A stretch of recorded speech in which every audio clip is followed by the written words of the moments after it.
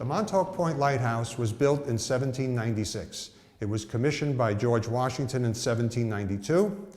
It took 5 months to build, and the purpose of the lighthouse was to provide safe passage for ships sailing from England and France to New York City. In the early days, the source of the light was provided by 8 lamps up in the tower, which required 5 gallons of whale oil every night. The original house for the keeper stood at the bottom of Turtle Hill. Turtle Hill is where the lighthouse is situated.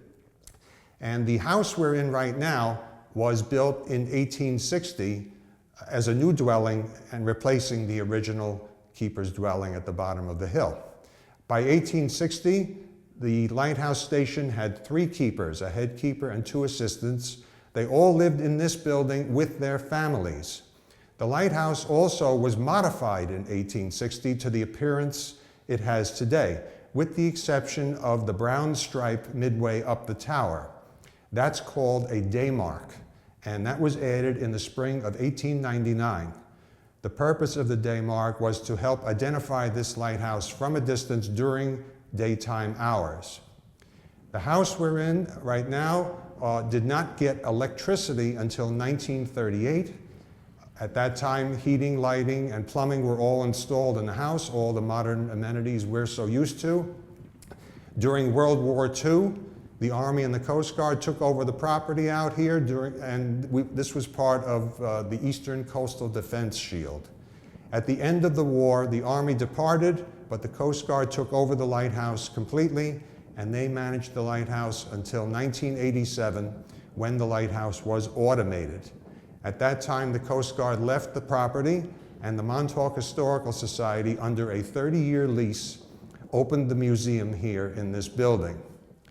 In 1996, President Bill Clinton signed the legislation that turned this property over to us in its entirety.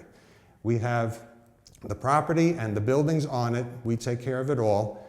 The only thing we do not take care of or have responsibility for is the actual lighting apparatus in the tower and the fog signal, because this is still an active aid to navigation, and they are maintained by the U.S. Coast Guard.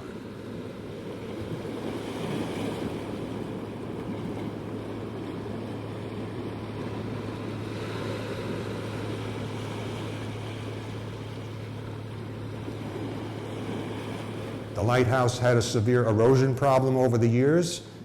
When it was first constructed, it was 297 feet away from the edge of the cliff. Today, it's a little under 100 feet.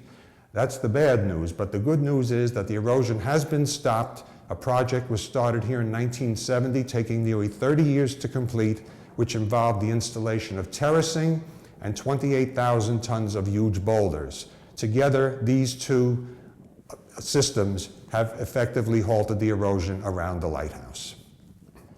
In 2012, the lighthouse was designated as a National Historic Landmark, only the 12th lighthouse in the United States to be so designated.